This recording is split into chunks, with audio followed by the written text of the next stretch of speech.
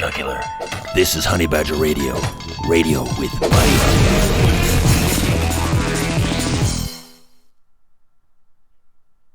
Hello once again from the Prim Reaper.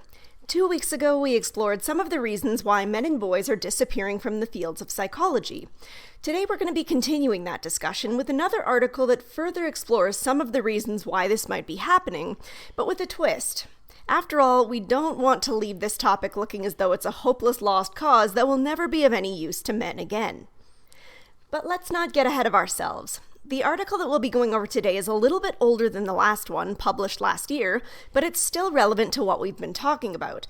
The article is titled, "Gender and Mental Health, Do Men Matter Too?" by Dr. Rob Whitley.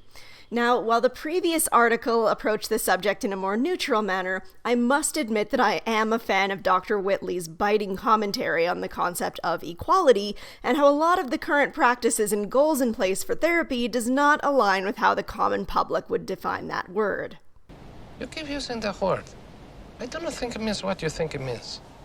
The report he references uses the word equality in the way that typical radical feminists use the word equality, with the assumption that men are on top and that it's women that still need to be brought up to match them.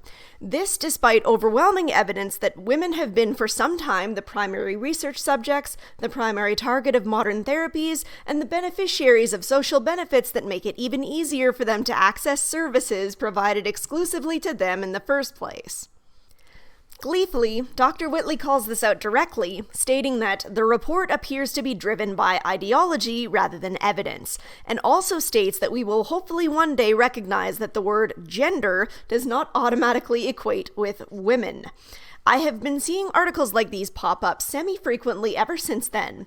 This doesn't mean that the fight is over by a long stretch, but it does mean that people are beginning to wake up, smell the coffee, and realize that something has gone terribly wrong.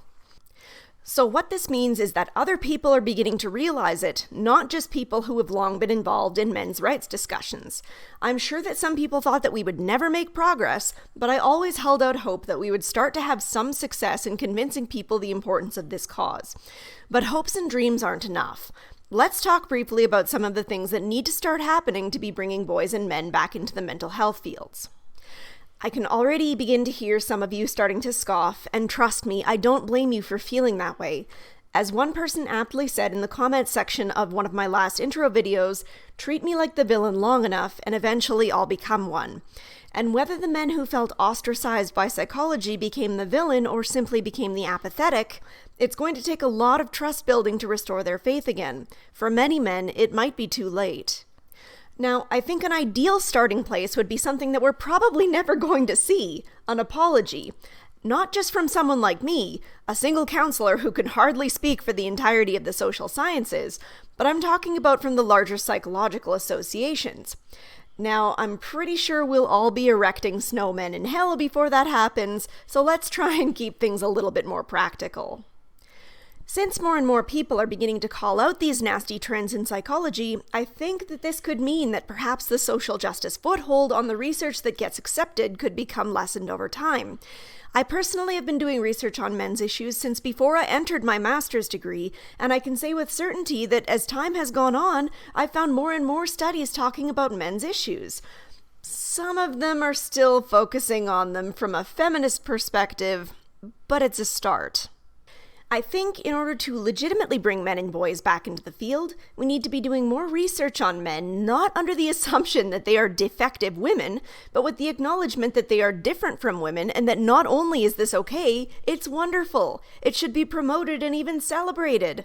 More male perspectives in the teaching of psychology in the classrooms couldn't hurt, and certainly less of a focus on feminist theories to the exclusion of, or even attempting to encompass other theories naturally. I think, however, most importantly, we need to begin asking men what they need in the therapeutic relationships. There's far too much telling men what they need to do in order to be healthy going on right now, and you can see that all that it's doing is causing men to feel, at best, confused and unaware of how to change their entire ways of relating to others in order to attain some nebulous idea of mental health that doesn't match their life experiences whatsoever, and at worst, feeling totally unheard and resentful resentful for having wasted their time or for having some feminist therapist stare down their nose at them for not being born female enough. And what do you all think? Do you have anything else that you'd need to see change before you stopped considering therapy a bad word? We'll be exploring the thought tonight in more detail on tonight's episode of Men's Mental Health. Hello, everyone. I'm your host, the most pleasant ghost, the Prim Reaper, and with me tonight I have the ever so lovely and intelligent Anna Cherry, and tonight we're going to be exploring this article titled Gender and Mental Health, Do Men Matter Too? With the entire thesis being that of course men matter too, and we need to find a way to start bringing them back into the psychological fields in one way or another, in all ways, in ways that we can best support them. How are you doing tonight, Anna? I'm doing fantastic. How about yourself? Oh, not too bad. I think that this is going to be an interesting talk. I really like this article. So, I guess, that being said, we should just get right on into it. Let's do it. Gender and mental health. Do men matter too? A new report on gender equality and mental health completely ignores men. Why? Imagine my shock. All right. The European Parliament Committee for Women's Rights and Gender Equality recently produced a report entitled Promoting Gender Equality in Mental Health and Clinical Research. The report was adopted by the Parliament in plenary in February 2017.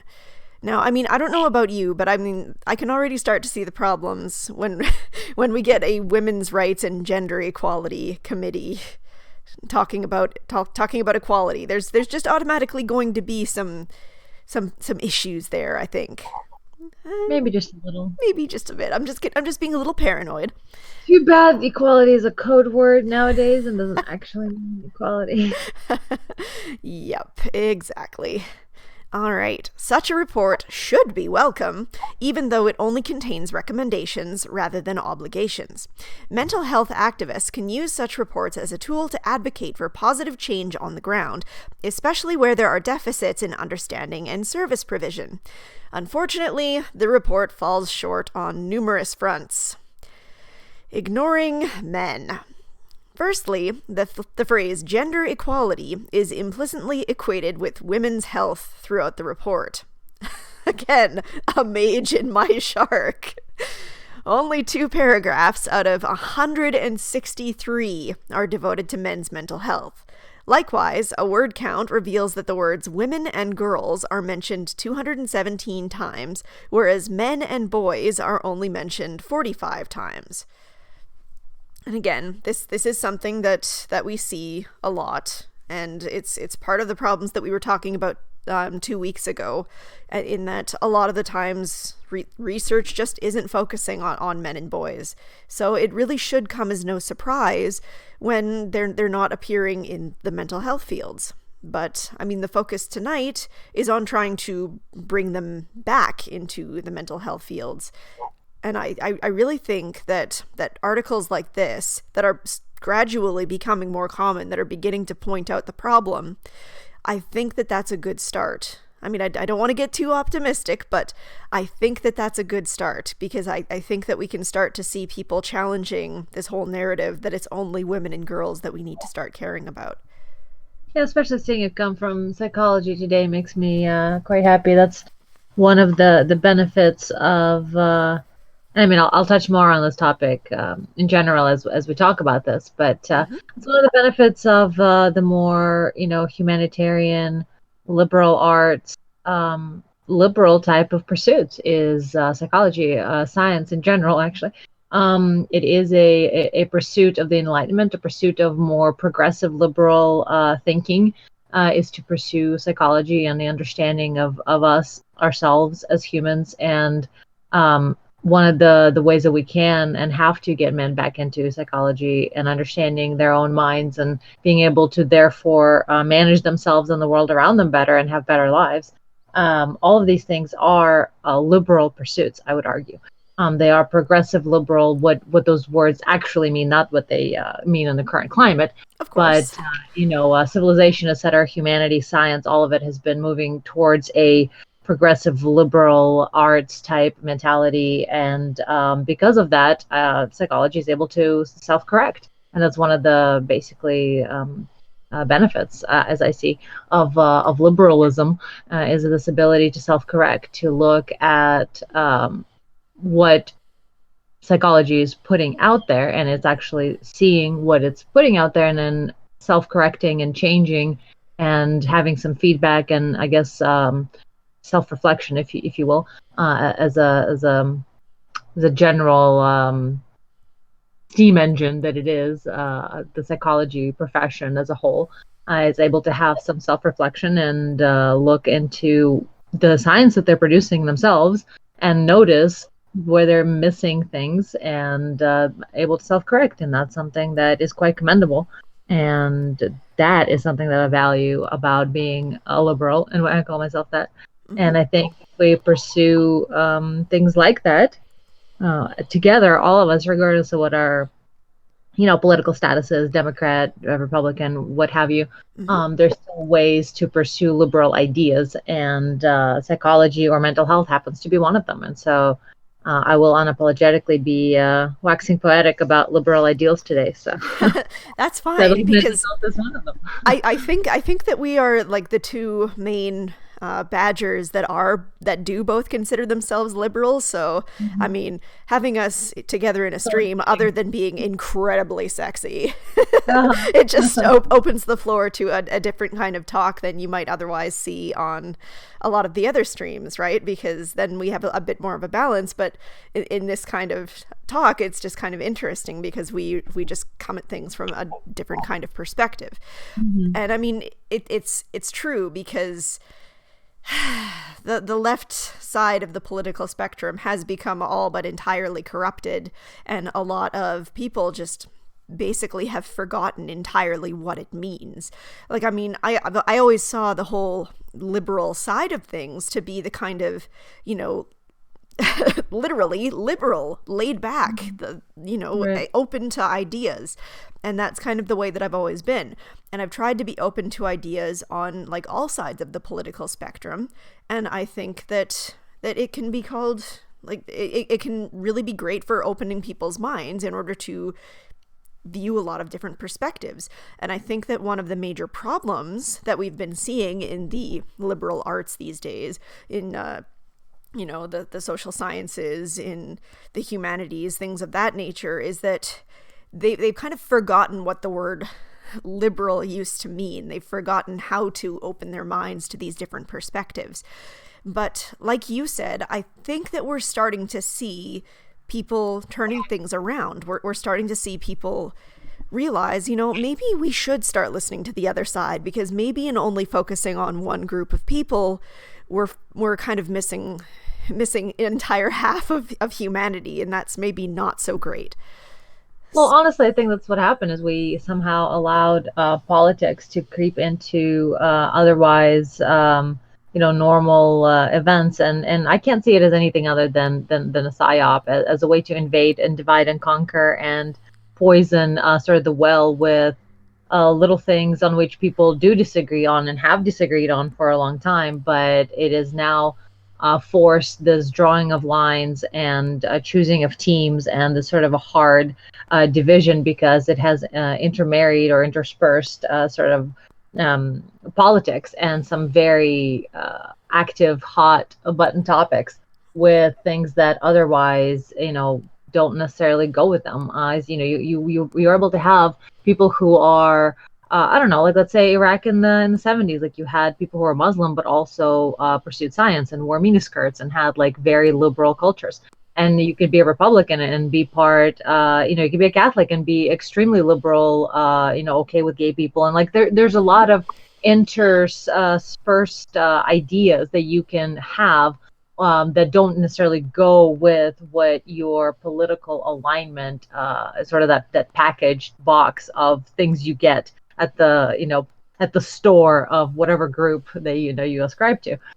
There's sort of a preset collection of ideas, and we used to be able to have more nuance as people, and to have ideas that differ from this preset template of what the group that we most align with believes. And somewhere along the lines, we lost this ability to distinguish nuances, and we've put our stake in the ground of being like, I am this, and I accept every single last thing that my group does, and I denounce every single thing that the enemy does. And it's like, oh, well, how did we get here? Oh my gosh, do I ever know what you're talking about? And you can even see it. Like I've had some people criticize various things in HBR, right? It's like, oh, okay, like you don't seem to fit in with X person's belief or X person's way of seeing things, and it's like, it's people can have different views, and we don't have to agree on absolutely every single thing, but we can still agree on some things, and we can still have a lot of common ground and disagree on exactly, and we don't have to be friends with people who only share every single aspect of our belief system, right? Mm-hmm. We've forgotten how to disagree. We've forgotten how to take others' perspectives. And I think the forgetting of taking perspectives is what has led to a lot of the problems that we've been seeing in the psychological fields, because it's become so predominantly women and the research has become so focused on women that we have forgotten what it's like to take a male perspective and to appreciate male perspectives. And I think that if we can kind of start to bring things back around to that, then that might start to turn the tides. Well, I think also in general, speaking from, I guess, more of a neuropsychology perspective, I think the aspect of men's mental health in terms of what psychology is, like, cognitive behavioral therapy, or just, talking to people, like counseling, things like that. I would argue that the field in general is more skewed towards women and female professionals, and it's more towards the sort of humanities aspect that women naturally excel at a little more than men do, as opposed to more technical fields that men excel at, as opposed to women. And I think there will be this, I don't know if I want to call it a barrier, but it is something like that, where we'll have an aspect of understanding how men process things, and how, like, as we mentioned with Tom Golden and his work, how men grieve and how men deal with things, because a lot of times speech is not how men do it.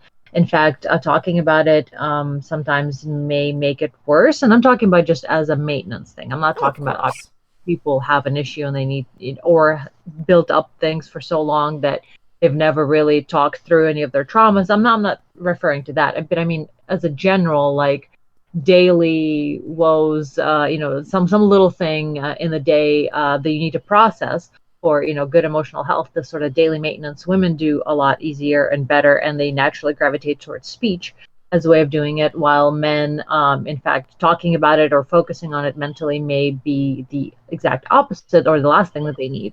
So we see men in psychology and science right now as, bodies, as, well, I don't say cadavers because that sounds very morbid, but I mean, like, as physical, like, body of, like, we had n number of participants, and so many of them were male, and they had these responses. So it's a very sort of physiological thing. Mm-hmm. But when it comes to mental health and how men respond to trauma, or what men need to heal, and sort of the counseling aspect of what everyone thinks when we say psychology, that will be, I think that needs some time, or we need to focus on it as its own separate subdivision of psychology.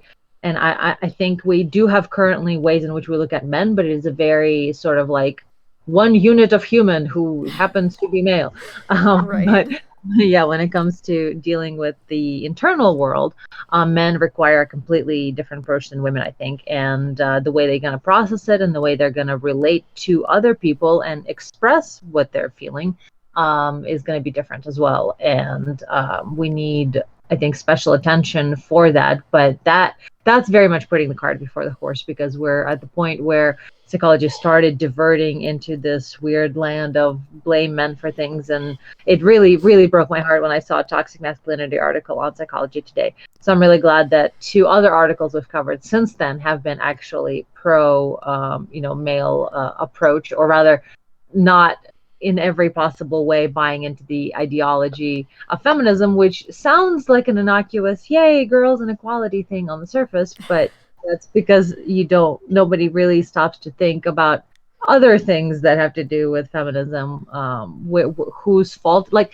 it's a joke in Russia, or at least it used to be a joke, where after communism, one of the things that we would say is what to do, like whose fault is it and what to do now. In Russian, it would be "Кто виноват и что делать?" But anyway, and it's sort of like a little post-communist joke where it's like, who do we blame and what do we do? How do we fix this? And so that little refrain stuck in my head, and because that's what people do, that's what groups do, especially after a perestroika or a collapse or a restructuring, which is what perestroika literally means, a restructuring of something. You look at who to blame and what should you do now, and so every ideology has an idea of who to blame and what to do. And so when you look at feminism, the idea there is that it's men's fault. Men are to blame for everything, patriarchy. And what to do is to crush it, So I don't think normal humans understand, normal people or people who aren't in the online sort of spheres of meme battles.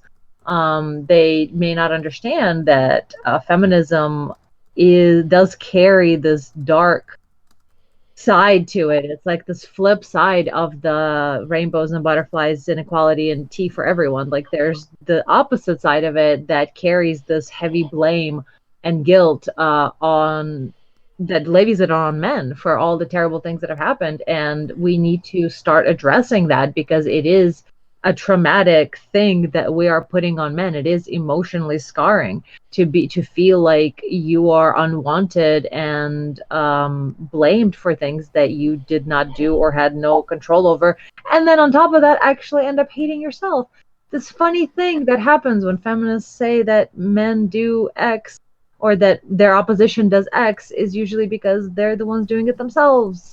Good old projection. So this, internalized misogyny thing, it's like, no, actually, most of the time it's men who have internalized self-hatred. It is not women who have internalized self-hatred. And we are enabling the self-hatred in men. And we're even trying to crush every last bit of resistance of the male spirit that is trying to grow through that and be like, no, don't crush me, please. I'm just, I didn't do anything. And we're like, how dare you try to stand up after literally your whole community's been, curb stomping you. Oh, so yeah. Long way to go for men's mental health. Yeah, for sure. And I mean, like, it's really tragic because it starts so early. Like, you see people raising their sons differently from the way they raise their daughters. Like, people who are inundated with feminist messages are raising their daughters to be like, you're a strong woman and you can do anything that any men can do. And that they're raising men basically not necessarily in like intentionally negative ways, but they're not raising them with the same positive oomph that they're raising their girls. And in school, like Tom Golden has covered this, teachers are often treating girls better than they're treating boys, and it's a real shame that boys are just not being their ways of learning. They're much more kinetic and energetic, and they need certain things to remain interested compared to what little girls often need. And their ways of learning are just not being appreciated anymore. And it's a real shame. And yes, it starts early. So you can imagine when the brain is developing throughout early childhood, this has a significant effect on how men come to see themselves as they grow older. So yeah, it's not just a matter of changing the mental health fields. It's definitely a matter of starting early and changing things from the ground up. So Yeah, but I do want to keep going here. Before we do, I'd like to start by reading the two super chats that we've gotten. And just so the rest of you know, I am saving some comments, some other comments from the chat that I'd like to touch on, that just kind of have some interesting things towards the topic tonight. So if you guys have any other thoughts on what you'd like to see happening in the mental health fields, definitely do feel free to share them, and I'll try and save a couple for the end of the show. But for now, the two super chats. Joey Jojo gave us $2. Prim and Anna, a beautiful, smart, caring duo. Aw, shucks. Oh dear, I'm definitely probably going to mispronounce this. Syria de Flora gave us $10 and said, I have met a few men who have escaped an emotionally incestuous relationship forced on them by their mothers. They all said that talking with a male therapist / psychologist really helped to escape the fog. And I can definitely see how that would be really important. And having a male therapist in some cases is going to be really, really important, because I think that you know, some people really need that male peer support to fully understand where they're coming from. I mean, absolutely. I'm not sure. Was I talking about this during one of our streams on here? I think it was. I think so. Yeah. I think it might have been the last one. And as much as I'm so much like, and there have been articles written against the cool girl, and I don't care. I'm the cool girl. I'm sorry, I just am. I've always found it much more relaxing and enjoyable to hang around men and be involved in whatever they're involved in. So as much as it kills me to have things like the Masons that don't allow women in and things like that, where I would like want to change that so much and be one of those your typical empowering women, feminist, liberal types. I'm very much that. I want to be involved in all the things guys are involved in. But the neuropsychologist in me goes, you talk too much, bitch. Women in general, like no, guys need silence. They need space. They need understanding, camaraderie of other men, an unspoken understanding. It doesn't matter how cool of a girl you are.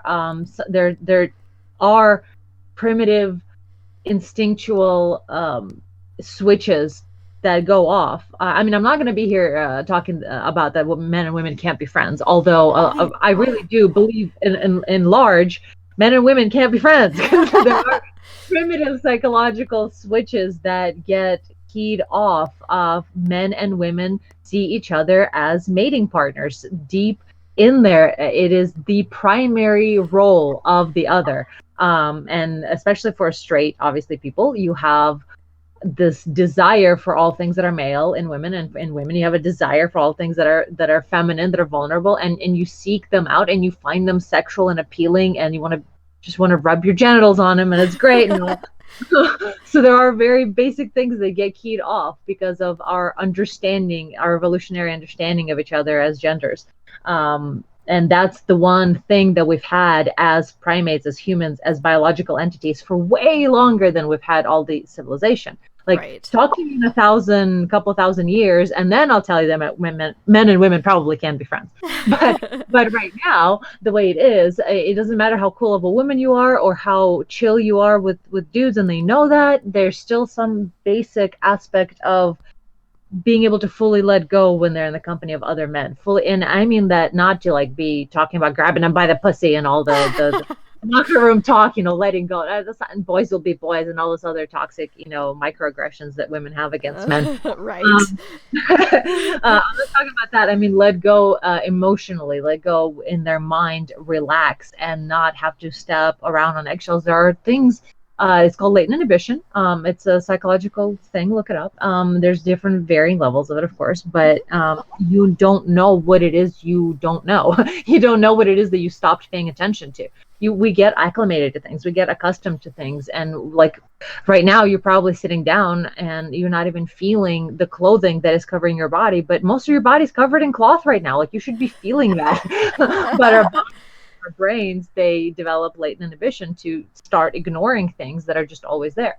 And so you will start ignoring the lack of freedom that you have, and the walking around eggshells and the sort of drawn up tightness of your spirit that you have by being around people who basically, I advocate for safe spaces. And what I mean by that is a mosh pit. Like, we gotta have safer spaces for people to express themselves. And what that means is letting them fucking just talk without flipping out on them, letting people vent, letting people express their feelings, especially letting men express their feelings and see it as, oh shit, this person's expressing their feelings. We got to understand, as women especially, that we've beaten men into such a corner emotionally and psychologically, that if a man is speaking out, it is through great pain. Men will keep fucking quiet if they can avoid it. Like, they will try to keep whatever the fuck it is bothering them buried.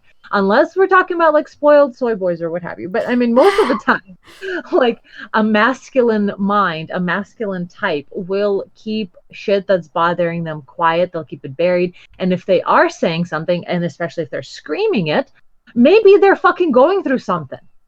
So, you know, when you see a human expressing something that is making you uncomfortable, that is making you scared, that is making you feel things and feels and what have you, get out of yourself for a minute and look at the fact that this person's experiencing something. And I know that you're stewing in your own, like, dynorphins and terrible, you know, opioids and things that are triggering you and making you feel bad. And I know it's hard. It's hard to realize that the other person's actually having emotions, they're having feelings, they're having pains that brought them to the point of impinging on your feelings. And like, try to divorce from yourself for a minute and like actually have empathy for someone else, and consider the fact that if a man is speaking or screaming, maybe there's great fucking reason for him to do it. Maybe there's been a whole lot of stuff there that for once somebody should just fucking listen. And that is missing in our current society. So yeah, I was advocating for male only spaces as much as it kills me. As a cool girl, to have any kind of place where I'm forbidden to go that is male only. I do legitimately believe men at this point, well, always have needed that, but especially at this point need that, just to be able to relax again. And men don't even know how much they're drawing up and tightening up and holding in, because of the environment that they live in. The louder you hear patriarchy and oppression of women, the louder you hear that around yourself, chances are the worse actual oppression of actual, well, the opposite is happening, basically. Because, I'm sorry, it is true that a lot of times victims, people who were victims at one point or are descendants of victims, will try to victimize others in the name of that wrongdoing. It is a weird generational revenge, Romeo and Juliet thing. Like, it's a weird thing where people who've been victimized actually become victimizers. It is partially because they learn how to behave towards others from their victimizers, but partially because it's other people go like, oh yeah, you got totally victimized, and so you should be able to reap any level of revenge you can. Except then it goes unchecked, and it goes for generations and generations. And now we have to acknowledge that we've arrived at a point where men as a class, as a species, have been taken a revenge on for so long that we've literally shouted them into a corner. And the stronger the narrative is that a woman is a victim, and by stronger the narrative is, what does that mean? That means everybody's talking about it. That means every collective being, mind, voice, everything, is agreeing that women are victims, meaning that they are not necessarily the oppressed, meaning that they have a whole lot of social clout, they have a whole lot of social power, they can move mountains. If everyone agrees that this is the person dues should be paid to, that's how fucking taxes started. Like, some kids decided, like, pay me dues. If everybody is agreeing, if all the people, because you got to understand, everything that exists, every movement, every political thing, everything, it's us. It is our agreement. It is our voices. It is our consent, which is why manufacturing consent was such a big thing, because the entities have ability to do that. Feminism, etc., psyops, have ability to manufacture consent for things that you would otherwise not consent to. And so we literally have manufactured consent for treating men as lesser species, as a lesser citizen of society, because we are listening to victims, aka women. And so the louder you hear the narrative of something being a victim, while you're also seeing everyone agreeing with it and everybody getting in the corner of the victim and trying to give things to the victim and trying to kick the guys who are the enemies of the victim, that means they're no longer the victim. It means they're the powerful guy now. And so you have to start paying attention to who it is they're constantly kicking, and you have to start paying attention to whether or not that person deserves it. And that is the maddening part to me about feminism, because I understand so many people want, so many guys, girls, they just want, like, girls want to be able to do whatever, and guys want to be good guys, and feminism offers them the magical ability to do both, and except it doesn't, because it carries with it so much toxic hate towards men and infantilization of women and breaking up of the bond and the trust that men and women should have for each other. And where did we begin that trust? By fucking listening to each other and listening through the uncomfortable shit instead of shutting up or shutting them up or walking away the moment something we don't like is said. And that's what I mean by safe space. So we don't fucking have safe spaces for men. We don't have actual safe spaces for all humans where all ideas and all opinions can be said out loud without people emotionally freaking out on you, because frankly that's the only real punishment that we have for each other is social pain. That's really the only thing that fucking matters. Right. Damn, good rant. Rant over, yeah, thank you. Remember to breathe. Yes, exactly. Okay, so there was one just comment that I had wanted to bring attention to in the chat that had happened during that. Like I said, I've been saving a couple, but I just want to bring attention to this one right now. But the Eldritch God said, men are monotaskers. We deal with one thing at a time. Women are multitaskers. They can do something and have feelings at the same time. Men either do something or deal with their feelings.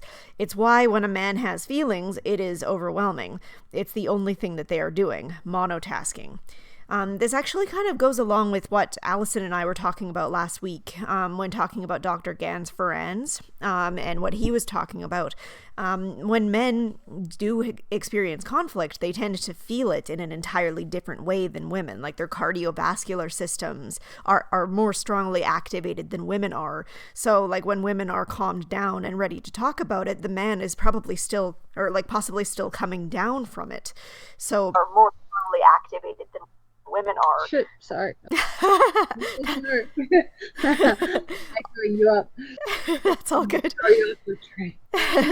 But yeah, so there is a lot of difference to it, and even within men, there are going to be men who can multitask better than others, and there are going to be men who prefer to focus on one thing at a time. So it can be a little bit difficult to come up with a one-size-fits-all sort of thing. As John the Bemused said, the fundamental point is that people vary, and so uniform solutions will always fail some people. So yeah, that is very true, and I think the point is not necessarily on trying to find the one golden egg from the golden goose that's going to solve all of men's problems universally. That's not really realistic, but I think the underlying fundamental thing is that we need to come up with a way to be able to properly respect men's ways of being and stop telling them what we think that they need. So I think that's kind of the overall thing. And we did get one more super chat as well from Hoki Bukisa, who gave us $4.99.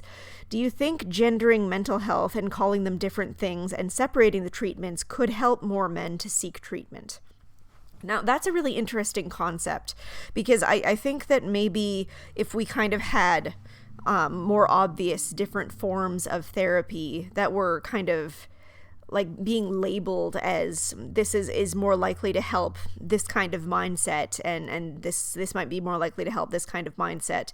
I don't know necessarily about gendering it, because if you have a therapy that is like specifically men's therapy, that's just going to cause a whole giant shit show, because like God, even the way things are now, like a lot of feminists are like, every time we try and do anything that is specifically dedicated towards men and not also for women. So that could cause a real shit show. But I think definitely being a little bit more transparent about what could work for certain mindsets and what mindsets are more likely to be perhaps more common in men or women might be a good idea. It might help direct people to the services that are going to help them best. All right, so moving on here, because we do have still quite a bit to get through. That was a good tangent. Men have significantly higher rates of suicide, substance use disorder, and attention deficit hyperactivity disorder. Indeed, men make up over 75% of suicides in Europe, with over 43,000 European men killing themselves every year. Men are also significantly less likely to utilize mental health services compared to women, with only 30% of service users being men. These mental health inequalities are hardly discussed in the European Parliament report. As is often the case in these reports, the title is mendacious and does not reflect the report's contents. Entrenching inequality. Secondly, the report purports to promote gender equality, but the recommendations seem to actually encourage policies that would entrench inequality. For example, the document demands that all women and girls have access to screenings, page 17, and member states are asked to ensure free access to health services for unemployed women, page 18. Okay, so that just automatically makes my eye twitch. Like, why in the world would we only want to help unemployed women? Like that. I know, I had to bite back so hard. I was like, think of some reason why. I mean, isn't unemployment programs from the government men programs? Isn't there? So, oh God. Oh. I had to work so hard to not instantly be like, what do you mean only unemployed women? Excuse me? Right? It just doesn't make any sense. It's just such a silly, restrictive... Well, no, you see, if men are unemployed and need employment help, that's because they're lazy bums who are no good and just need to pull themselves up by their bootstraps because they're clearly not fucking work hard enough. They may have a chronic illness. They may have a dependency on doctor-prescribed medication, which is seen as addiction nowadays. They may have something fucking wrong with them mentally, mental health, schizophrenia or something. But no, they're just, they're just a schizophrenic drunk who, just needs to fucking pull himself up by his bootstraps and, fucking go to work or die. But a woman, well, she just can't get a break. It's really hard for women in this society. Everyone just wants to rape them, and it's really scary. So we need to help them out. That is my general frustration against people that speak out against social programs such as welfare and other things. Because a lot of times you end up having men who work the hardest and actually do. Sometimes they're disadvantaged by having illnesses, mental, physical, other problems. And since when are we not helping our fellow humans in that? But all that aside, men are usually the ones who work the hardest to try to support themselves and fucking hate to ask anyone for anything ever, even though it may actually save their lives. And, sometimes they do have to ask for such things as unemployment, and they actually are trying their hardest. Meanwhile, it is frequently women who abuse the welfare system and have, which really what galls me the most, have babies as a way to get a paycheck. The only thing worse than that, actually, no, that is worse. Those people who get in foster kids to try to get a paycheck and then abuse them, that's like a rung slightly above that. But to produce new humans into the world just so you can get a paycheck, I'm sorry, I just have to take a moment, as much of a bleeding liberal as I am. I did see a bumper sticker, no less, back when we lived in Memphis that said something along the lines of no more food stamps or no more welfare support if you're on your second child or something like that. And I was about to get so fucking outraged when I read that and stomp on the gas pedal and just get all aggro. But then I thought about it and I was like, wait a minute.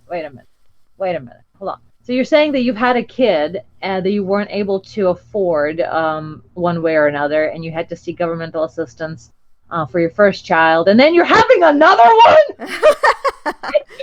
No, stay in your lane.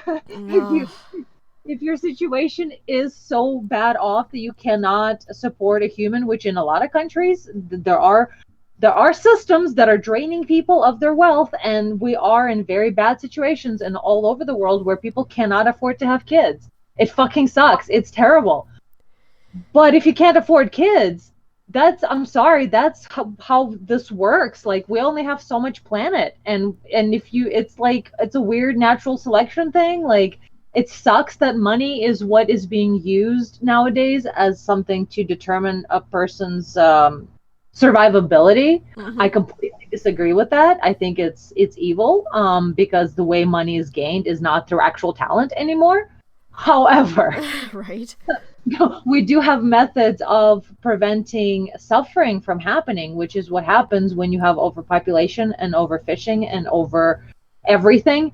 And we are suffering currently from a lot of these problems. So to bring humans into the world that you cannot support, like, that's where my conservative colors come through once in a while, where I'm like, I'm sorry, I'm all for social programs. I'm all for helping people and rising tide lifts all boats. But you need to cap that shit. You need to regulate it. You need to have regulated migration. You need to have regulated childbirth. You need to have these things that will help keep a system going. Because we're talking about systems here. If we're talking about liberal, conservative, Democrat, all Republican, all of those things, what are all their ways of living in a system that is supposed to replenish itself and supposed to give out to the needy, is supposed to sustain the kind of life that you want to see more of. That's what systems are designed to do. And our current one doesn't do that. And it's very, very unfortunate. And what you need to do is eliminate takers. And what we've ended up doing is pointing the finger at, like, the guy who has, 3 breadcrumbs, and some asshole with like 20 loaves of bread is pointing at that poor guy, and we're all paying attention to where they're pointing. Meanwhile, the asshole with 20 loaves is some woman that is like, oh, but women can't do any better.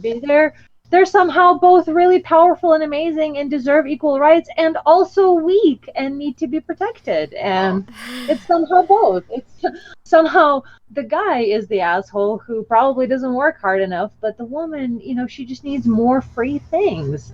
So, yeah, that's why they say that unemployed women deserve money, not unemployed guys, because we have this idea that, some conservatives do ascribe to, so fucking check yourselves, guys. You have this idea that a man doesn't deserve any kind of unemployment or any kind of welfare because fuck him, go die, but a woman is weak and powerless and she just needs your help. Because now you're buying into the idea that women are powerless. Which one is it? I can never wrap my brain around this idea of women being strong and powerful, but also needing help from the scary men. Which one is it? Which one? Yeah, I mean, oh, there's definitely a lot that we could talk about on that subject. We're definitely running a little far afield, but I mean, I think just like very briefly, you got to kind of compensate if we're going to be restricting like immigration, which I agree is a good and important thing to do.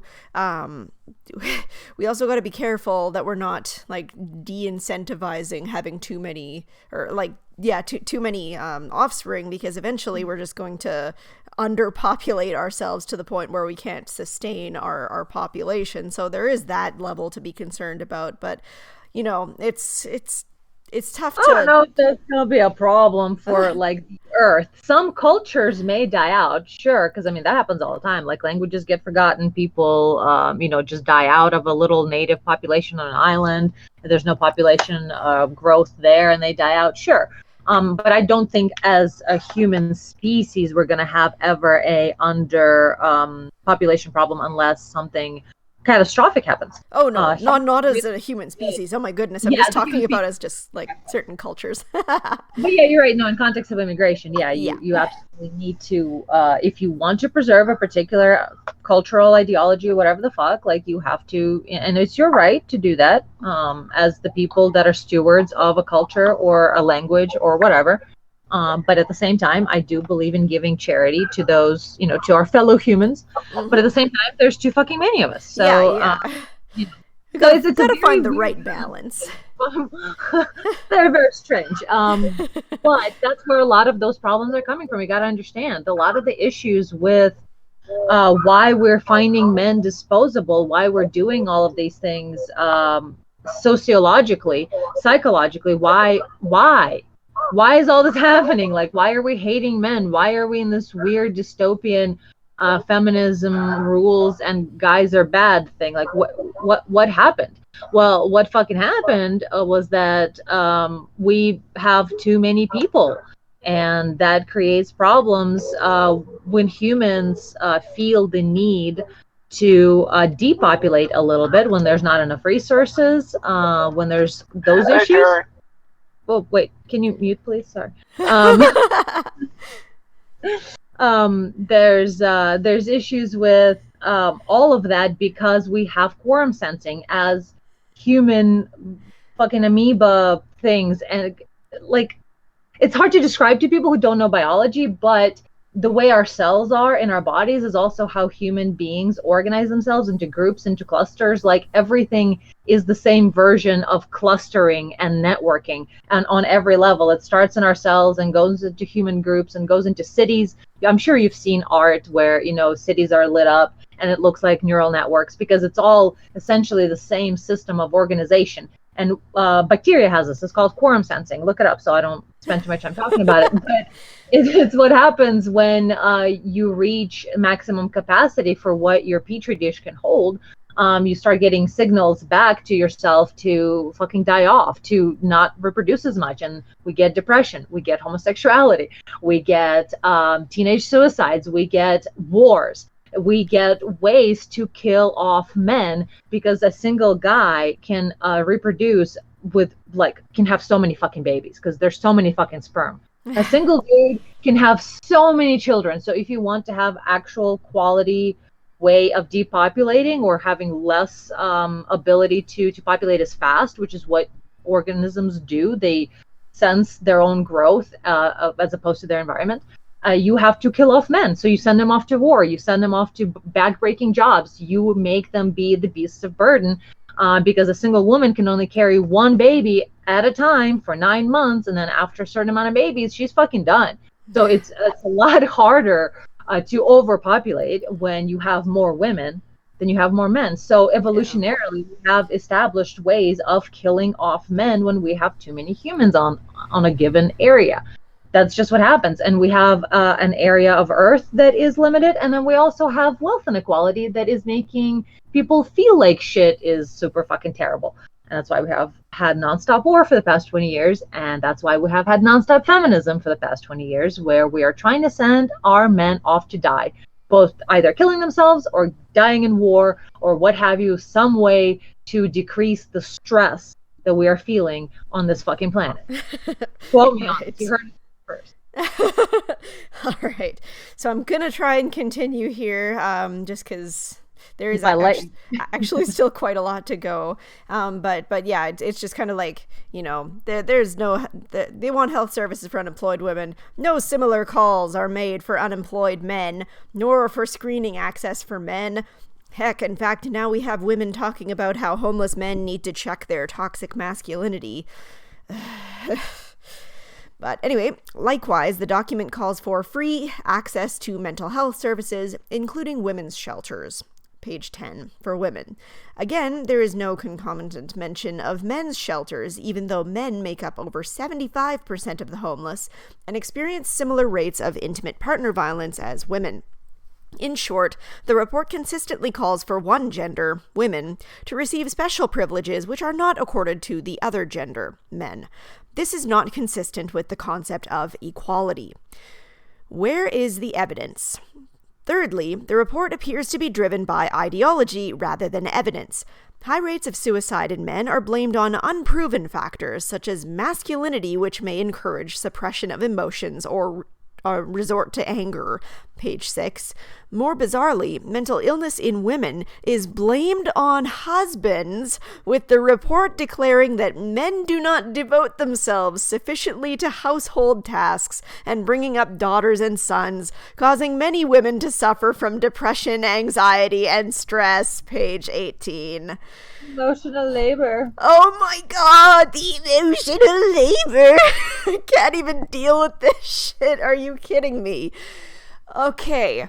There's so much wrong in that. I don't even know where to start. So basically, men are not only their own problems, but they're also women's problems because they can't do anything right ever. Holy crap.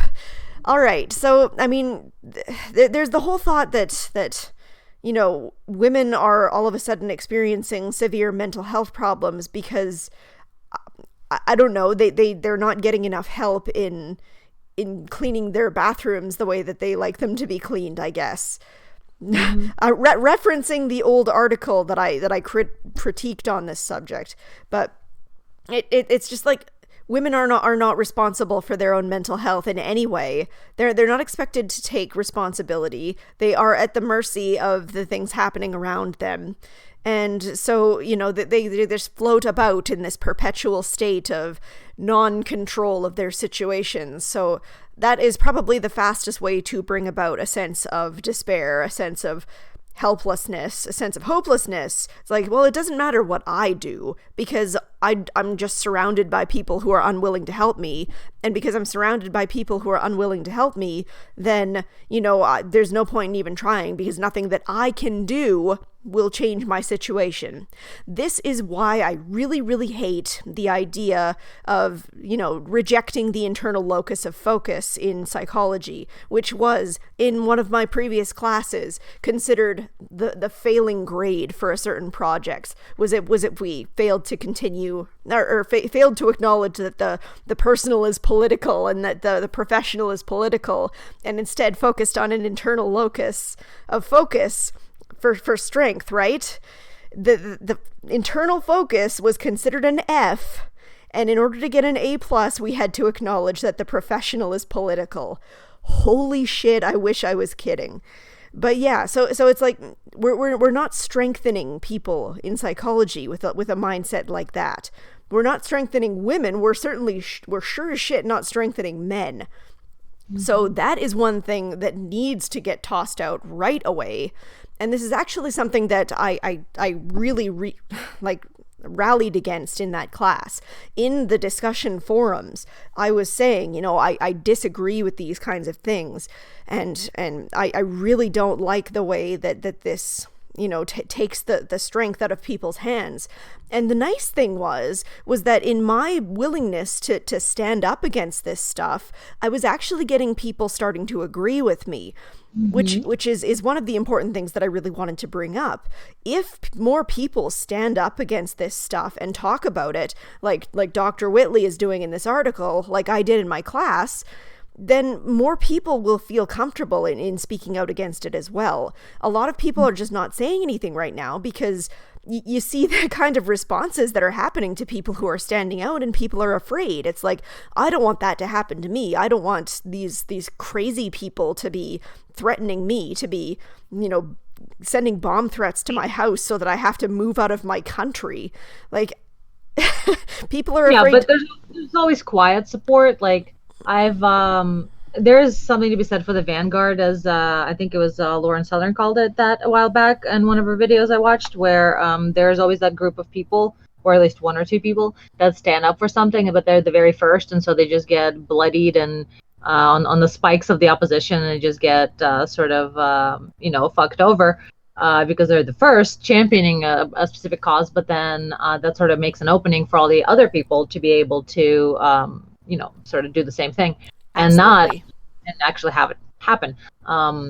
So I've always sort of been the vanguard, probably because of not having like very strong social ties, both through autism and through just, you know, not being super girly. But which is not the same. But not having very, very strong like community, like being very fearful of upsetting a community balance and of speaking out and things like that. It is generally a trait that very sociable or social people have. It's part of the cooperation thing, is you don't rock the boat. And vice versa, when you're too aggro, you very easily rock the boat, but then you also have a hard time having people come to your defense and back you up and all that. Absolutely. So yeah, drawbacks and benefits, but I've been able to have the role of a vanguard in a lot of ways. It's come with its share of knocks, but I do treasure the ability to do that and to sort of step up and to speak out against something, even though it gets me completely, destroyed, no support, because it's not like a cause that people understand people need support in, and it's just, one loud girl being aggro about something. But I do have vindication of people in private messaging me after each incident or instance. Mm-hmm. And I get private messages that are like, hey, thank you so much for saying that. Thank you for speaking up against that. This person's a total fucking asshole, and I'm really glad or the situation is totally fucked and nobody's talking about it, and I'm so glad you did. And so while they can't publicly support me, you at least get the private sort of vindication. And that's my point, is that you can quietly show your support for these people, either by privately sending them messages or by following their work. Sadly, Dr. Rob is not on Twitter, but he does write a whole lot of good stuff for Psychology Today about men and boys. And I suggest checking out his Talking About Men thing there, and following him on a blog thing if he has on one. Or as a woman, of course, it's much easier to speak out against these things and fucking own the fact that women are allowed to pretty much do most anything. There's like 5 things now that women even aren't allowed to do, because the collective hysteria of the left and right bouncing the hot potato back and forth has made certain topics like completely insane. So you can't even like sexual assault or sexual harassment. Like, you can't even look at a person, even as a girl now, without being accused of sexual harassment. So there are certain topics where even as a girl, I suggest, exhibiting some caution. But when it comes to debating people or calling out people's ideas, especially when it comes to men's rights, harness that female power. Fucking speak out. Say something in the public place next time the opportunity presents itself.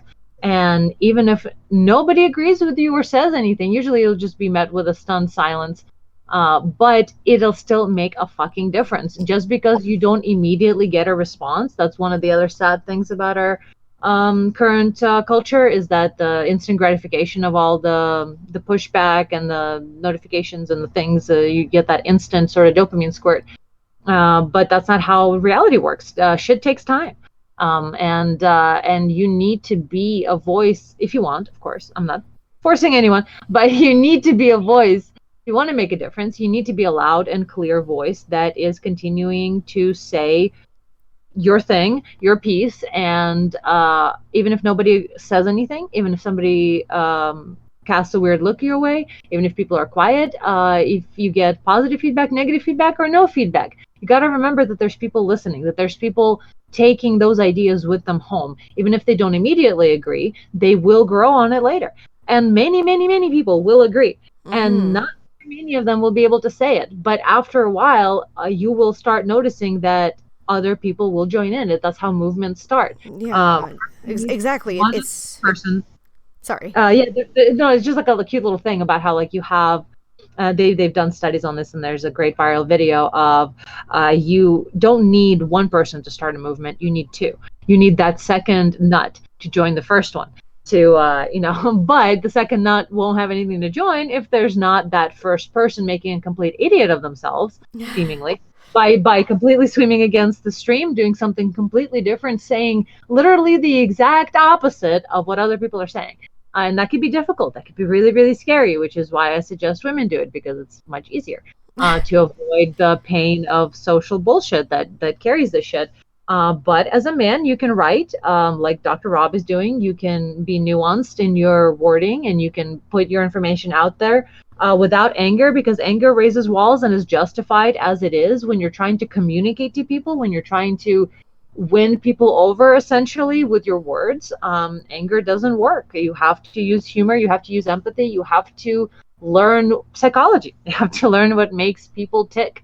They want to know about themselves, and they want to know stories that are humorous. And if you can put something in those words, if you can titillate them a little bit, like, or I mean, that article was a bit humorous, I would say. There's some things in which the Dr. Rob wrote humorously. So, you know, a little nuance, a little humor, and you, not anger, and you'll start to win people over onto your side, because we need more faces of sanity in the men's rights movement. And that's what we're slowly starting to get. After Cassie, a lot more of us, the sane, nuanced, rational, people who like to think about things before, going on rants, or, like to articulate ourselves a little slower. We are here. We are talking about this, and you need to join us, because we're making the place less and less scary for those like us who can come out and say these things. But I understand if you can't publicly support, because it can be very scary, especially if you're alone. If your only community is on the internet and you don't have anyone in your physical corner backing you up, then you can do silent support. You can send private messages. You can, follow authors on their blogs or whatever. You can find out if they have Patreons. It's the best way to vote for things is with your attention and with your money. That's still number one. Yeah, and I mean, on the one hand, I don't necessarily like to say, women should do this because, I mean, they're less scary. But on the other hand, like, I can totally understand it, because a lot of the times, there is some risk that comes along with speaking out against these issues. But I mean, at the same time, more people are going to start speaking out, the more people normalize the speaking out against these issues, right? So I really don't think that we want to fall into the trap of saying, we should primarily focus on one side saying this. I think that the more people that we have saying it, men, women, everybody, I think that's going to be the best way to go about it. But absolutely, I would strongly advocate for everyone and anyone to speak about it. But I'm kind of working on 10 years ago experience of being in college, for instance, and right. class and speaking out about such things in class, and bringing up in psychology or neuroscience such topics. But yeah, I'm working on 10 years ago of the atmosphere of how it was, and I realized that something I tell people caution against is having this tunnel vision onto all the bad things that have ever happened because of feminism or because of X. And, you will find 5 things, but because, 10 different people are talking about them every day of the week, those, 5 things are going to seem like it's everywhere all the time. Mm-hmm. So I'm trying not to fall into that trap and be more brave and encourage people to be more brave. Because it's like, look, let's be realistic. You're not going to have the SWAT team brought down on you for saying, what about the men's? It's not going to be that bad. But I am trying to also be sensitive to the fears. Right, of course. As we did have a dude, ask for a fist bump and a selfie and get, some investigations into his doings. So it gets crazy once in a while. It does. A pigeon troop will poop on you. Right. Will fall on you, but don't let that discourage you from walking the streets. Yeah, gotta find the healthy balance for sure. Yeah. Just before I go on, I'm just going to catch up a little bit more on the super chats real quick here. So Field of Bears gave us $5 and said, "No one deserves the property of another person, not even poor defenseless women." And I guess we kind of went over that discussion before, so I will try not to resurrect it to not get off topic again. Hoki Bukisa gave us $4.99 and said, "Well, if the world is all about diversity, then technically we need a lot more white people. And if there are too many people on Earth, they aren't white." Well, I mean, that's kind of aside from the point, I think. I mean, it's more a matter of like certain cultures are just populating more quickly than other cultures, and the skin color is kind of a tangential thing, and I don't know. That's not really, again, the main subject, so I don't want to go down another rabbit hole. But Octavio Bannock gave us, I don't know what the R is, but $2 in whatever R is, and said, David Benatar is right. Antinatalism is the answer. I feel a little weird saying that given my current condition, but there we go. And Polaris 589 gave us $5 and said, is this a new show? HBR Communists Corner? Oh, yes. For Pete's sakes. Yes. Come to my communist corner, everyone. It's like you can be on the left side of the political spectrum without being a communist, the same way that you can be on the right side of the political spectrum without being a fascist. Or you can be on the left side of the spectrum and be a communist and not be a stupid feminist. Imagine that. You can actually have a degree and life experience and be over 20 years old and still believe in communism. Holy shit, mind blown. I mean, it's not really the main topic, but it's like, I just want to stress, I consider myself in the libertarian liberal square of the four quadrants, and I mean, I think that's pretty far from communism. But I mean, people who are in the right side, it's it's just frustrating because they're being called alt-right, they're being called Nazis, they're being called all of these terrible things, and it's just making these broad generalizations, turning things black and white instead of a spectrum, is exactly part of the problems that we are having right now, right? It's not to mention, I mean, I'm being edgy, but I don't believe in big government at all. I don't believe in large government structures, but I also believe in communes. I believe in people pitching in together and dividing their labor and their resources, and I think that's awesome. So I don't know if that's even a communist thing, but I think communism is generally further.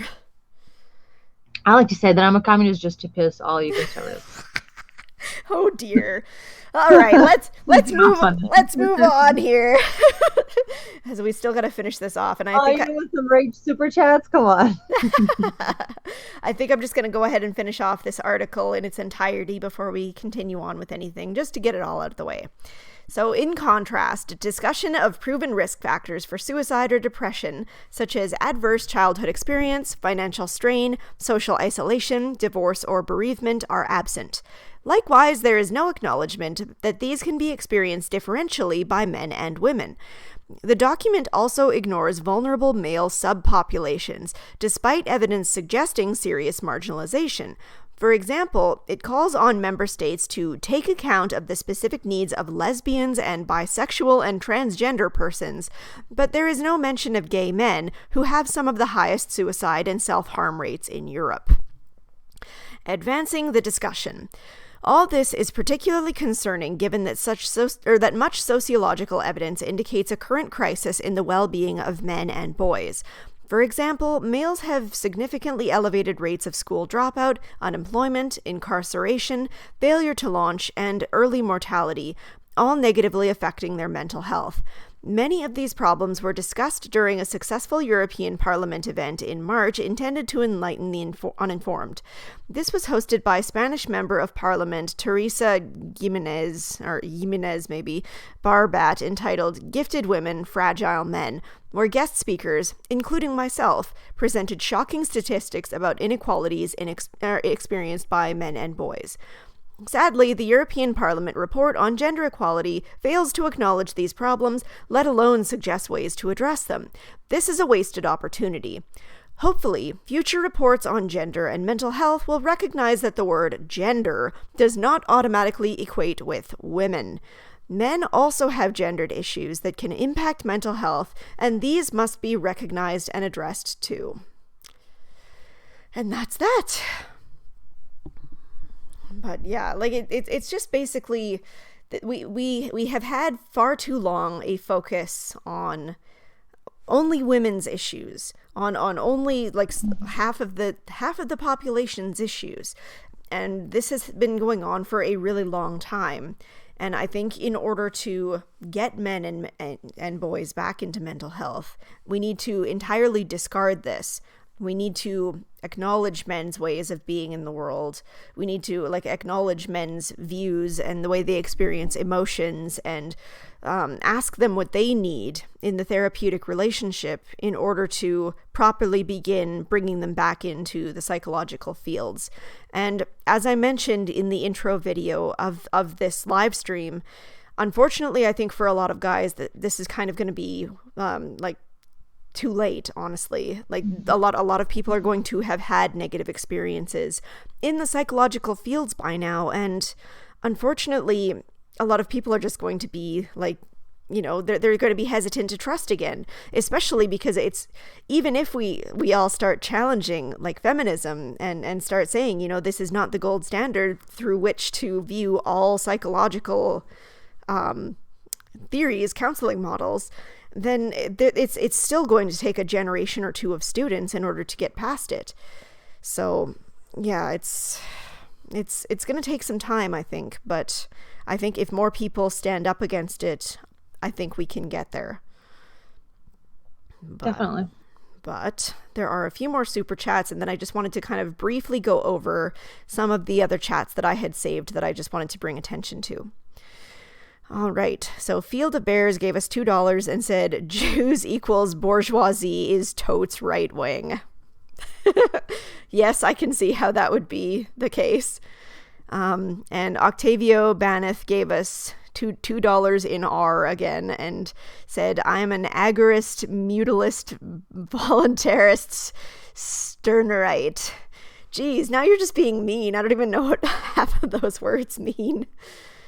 But anyway, some of the ones that I had saved from earlier, the Eldritch God said, start with getting rid of Freud. Nothing but nonsense. Explicit, implicit memory theory explains everything psychoanalysis gets wrong.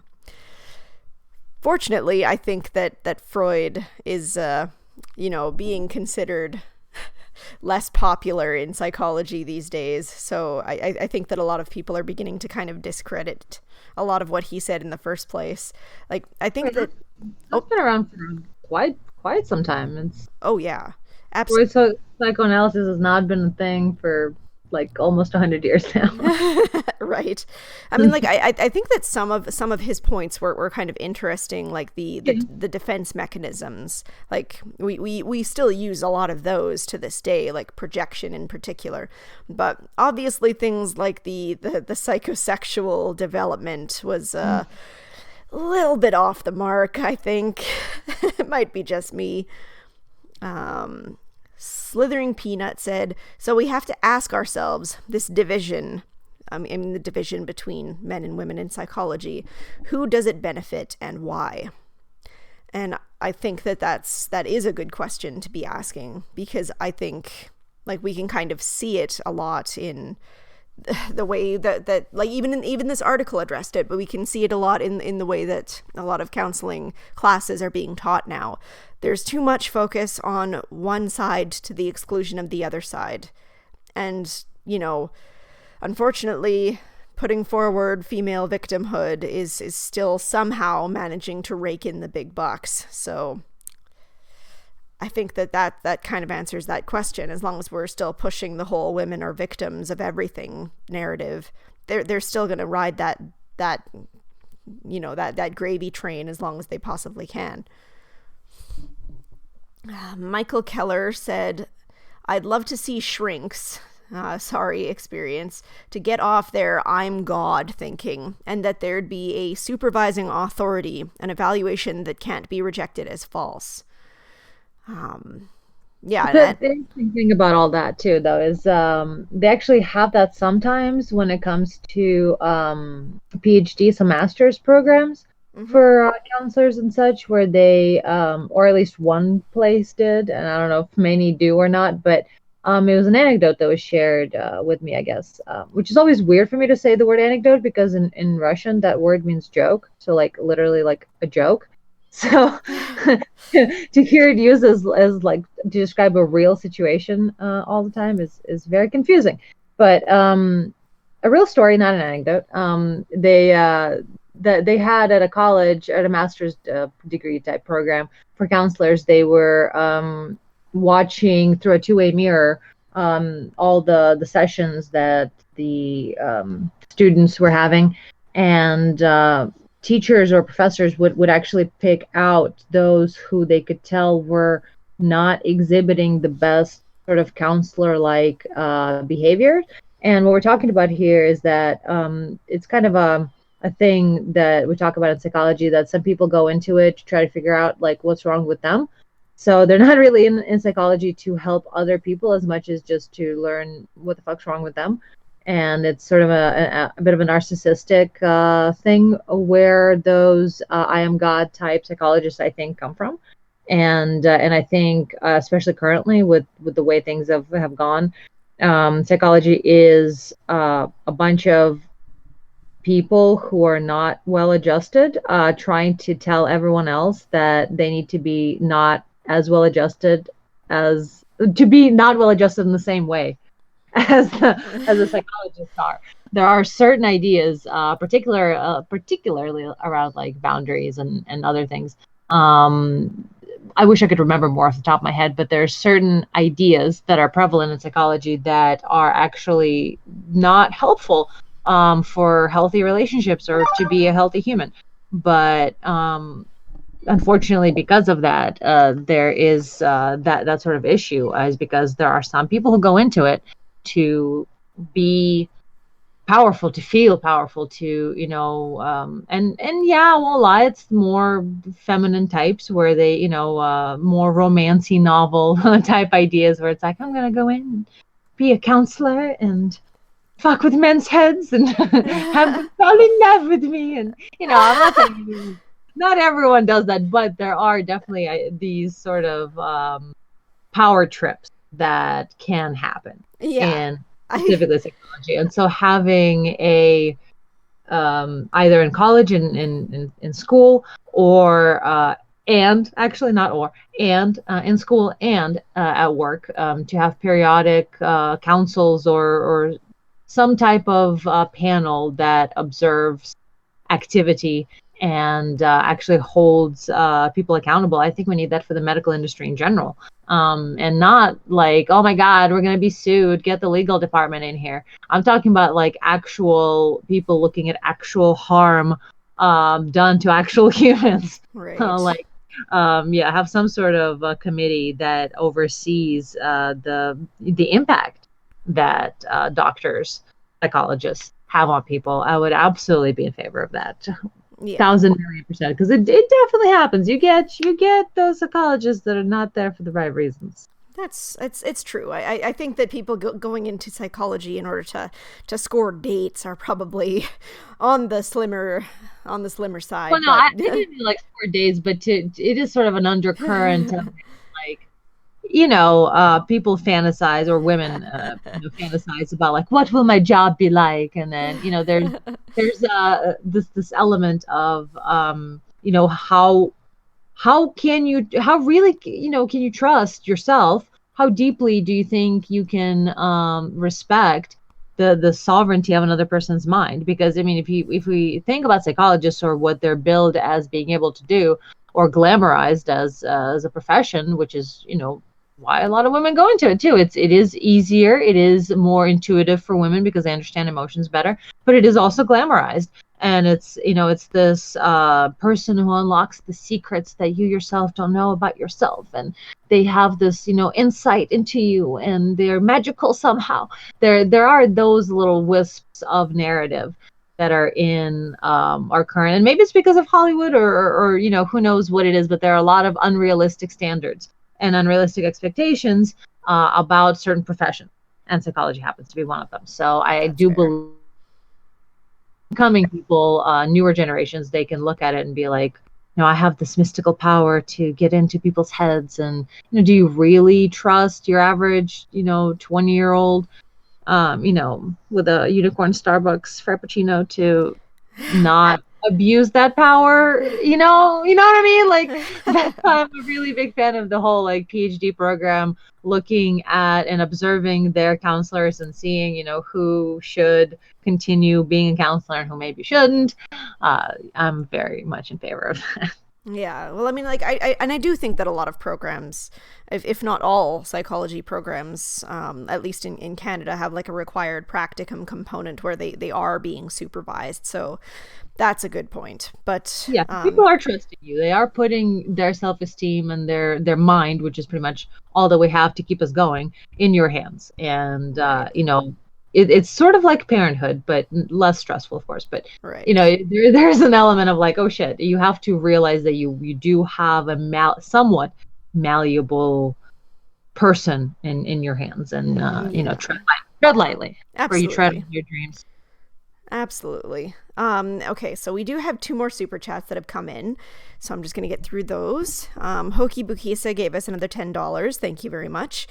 The only reason I mentioned white babies is because it's always white Western women commenting that there are too many people on the planet.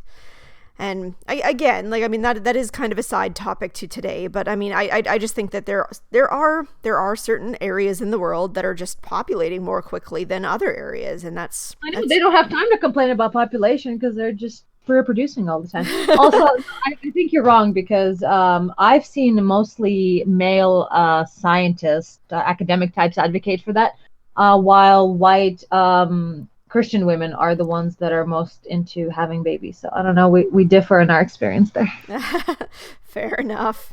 All right. And Joe the Bull gave us $5 and said, I don't want you to take away my pain. I want it. I need it. It makes me who I am. Paraphrase Captain Kirk. And yeah, I mean, like, actually, I think that can be a really healthy way of looking at things. Like if you can kind of internalize it in a different way, if you can kind of look at it in a different way, that is supposed to be a healthy way of dealing with those kinds of experiences, in recognizing that our moments of weakness, our moments of pain and sadness are just a natural part of life. And they are like part of the ebb and flow of our experiences, and they kind of help to bring meaning to when we're experiencing happiness and more positive experiences. So that is certainly a way of looking at it. Not to mention that there is the whole thing where, experiencing those moments of weakness can actually help us to make ourselves stronger. So there's only a couple more comments that I'm going to read just because I want to get to wrapping this up. Just a more recent one was Psych and Stats posted, our Psych and Stats tutor posted, the therapeutic relationship nowadays is trained to be person-centered and non-judgmental. It can be like that, especially when training does not focus on critical thinking development and critical reflection. And I actually thought that was an interesting point, because it's not necessarily the person-centered aspect of it that I have a problem with. I think that focusing on what each individual needs is going to be really important, because if we just go into it saying, I am strictly focused on, just for a humorous example, I'm strictly focused on Freudian therapy, and if you don't happen to like that, then, I will refer you to somebody else, or you can, get the hell out of my office. But I mean, the person-centered aspect does to some extent come towards helping you to form up a proper relationship with your client, where you can kind of ask them a little bit more about what they need and try and tailor what you're doing to help them in the best way that they need. So like, I do think that is an important aspect, but I think that on the same token, I think that a lot of counseling courses now are focusing on the person-centered element almost to the exclusion of training in like the specifics of the different kinds of theories. Like, for example, I spoke to somebody who was in my program a couple of years back, and he said that the program that I just completed was more focused on cognitive behavioral therapy and used a CBT textbook when he was in the class, whereas the one that I just took was a more postmodernism oriented textbook. And I'm like, well, that's bullshit. I totally got the shaft on that one. Yeah, you did. So Yeah, I was going to actually mention that, but I forgot in my rants that when we think about psychology, what to most people, at least the layman, what comes to to our listeners, what will come to their mind would be, counselor, shrink, somebody talk to you about your feelings. But that's like just a fraction of psychology because we have things like cognition and a variety of like attention and ability to process things. All of that's also psychology. right. So yeah, there's actually quite a bit that goes into psychology, but obviously the topic was counselorship, so Right. that would make sense. But before we start talking shit about psychologists and and how the science sort of almost got away from us, we do have to also remember that there's a lot of scientists in psychology, and we are continuing to pump out information and self-correct as with help of Dr. Rob and other writers like him who bring up or point out those areas where we have gaps in our study. And so I'm really, really thankful psychology is still able to do that, that it's still a science. Exactly. All right. And then the last pair of comments were both from Great Smith Anon. All right. So the first thing that I wanted to bring up was when he said the thing with cognitive behavioral therapy is that it naturally gravitates towards being self-aware and conscious of one's own mindset. It is more designed for the male brain by nature. And the main reason that I wanted to bring that up is because I do happen to think that cognitive behavioral therapy is one of the great cognitive, or one of the great counseling models. It's designed for a more functional brain, period, because look, I'm sorry, but autism, as we talked in our podcast, I do think the extreme malification of the brain, as is known, autism is known, is actually a way that we develop civilization, which is how we started having our tools. And how and why we have civilization is because of this more male-like shift in thinking or reason, rationality, all of these things. They are the male domain, but they are also a healthy human living in the current world that we live in domain. And in fact, that's CBT and just the general self-awareness of thoughts and patterns and tracing my thoughts and understanding what is going on in my own head was something that helped me not be an insane histrionic person anymore. So I very, very, very much am into that, but I don't think it can just help men. I think it can help people, period. Yeah. The male way of being, I think everyone needs to go more towards the middle. Men need to get a little bit more of the feminine sort of softer, cooperative, empathetic, understanding their own feelings, having sympathy for themselves, for others, softness, just a drop. I think men need it just a little bit, just a little more than like, oh, if you like singing or find the color periwinkle pretty, then you're a fag. Like, no. Like, we need men that are a little less masculine than that. But on the other hand, I also think we need women to be a little more masculine than they currently are. I think both genders need to go towards the middle together because that's where all the healthy shit is. And so I definitely think that the maleness, or how the male brain works in terms of reason and rationality and tracing your thoughts and understanding your brain patterns and how you think and why you think what you do, is important for men, women, children. Like, it needs to be taught at a much younger age, because education is everything. I think that'll solve all our problems, but that's just me.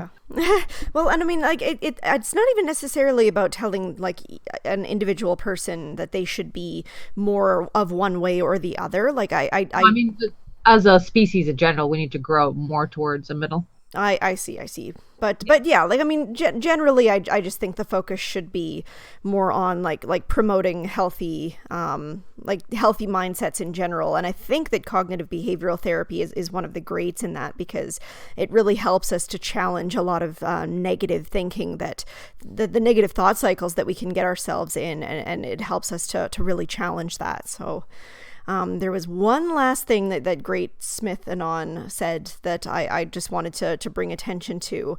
I was honestly pretty close to suicide before I had found HBR.